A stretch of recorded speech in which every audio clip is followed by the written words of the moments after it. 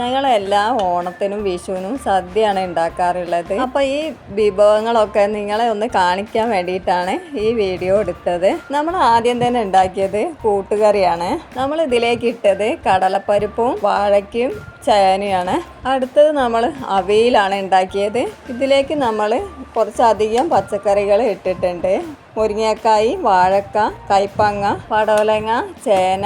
അടുത്തത് നമ്മൾ ഉണ്ടാക്കിയത് പച്ചടിയാണ്. അതിലേക്ക് നമ്മൾ വെള്ളരി ഇളവനും ചേർത്തിട്ടുണ്ട്. നമ്മൾ ഇതിലേക്ക് ഇഞ്ചി കൂട്ടിയിട്ട് അരച്ചെടുത്തതാണ്. അതിലേക്ക് കുറച്ച് കടുക് ചേർത്തിട്ടാണ് അരച്ചെടുത്തത്. അടുത്തത് നമ്മൾ കേബേജ് തോരനാണ് കേട്ടോ ഉണ്ടാക്കിയത്. അതിലേക്ക് നമ്മൾ ഇഞ്ചി, തേങ്ങയും പച്ചമുളകും ഇട്ടിട്ട് ഒന്ന് ഒതുക്കിയെടുത്തതാണ്. പിന്നെ നമ്മൾ ഉണ്ടാക്കിയത് രസമാണ്. ഇതിലേക്ക് നമ്മൾ ജീരകം, കുരുമുളക്, വെളുത്തുള്ളി കൂടെ അടിച്ചെടുത്തതാണ്. ഇതിലേക്ക് കുറച്ച് മഞ്ഞൾപ്പൊടി, മല്ലിപ്പൊടി, പുളിവെള്ളം കൂടെ ഒഴിച്ചിട്ടാണ് ഉണ്ടാക്കിയത്.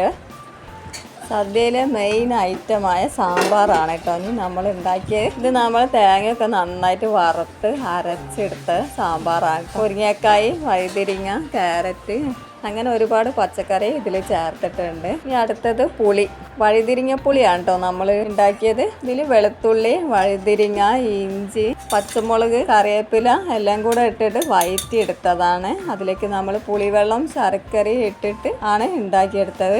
അടുത്തത് നമ്മൾ ചോറാണ്. നമ്മൾ വെള്ളക്കുറുവൻ്റെ ചോറാണ്. നല്ല പയറുമണി പോലെയുള്ള ചോറാണ്. സാമ്പാറൊക്കെ കൂട്ടി കഴിക്കാൻ പറ്റിയ അരിയാണ് വെള്ളക്കുറുവ.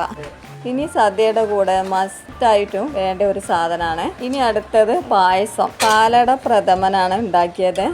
അപ്പോൾ നമ്മൾ വിഷുവിന് സദ്യ ഇതൊക്കെയാണ് ഉണ്ടാക്കിയത്. നമ്മുടെ വീഡിയോ നിങ്ങൾക്ക് ഇഷ്ടപ്പെട്ട വീഡിയോ ലൈക്ക് ചെയ്ത് ചാനൽ സബ്സ്ക്രൈബ് ചെയ്യാൻ മറക്കരുത്.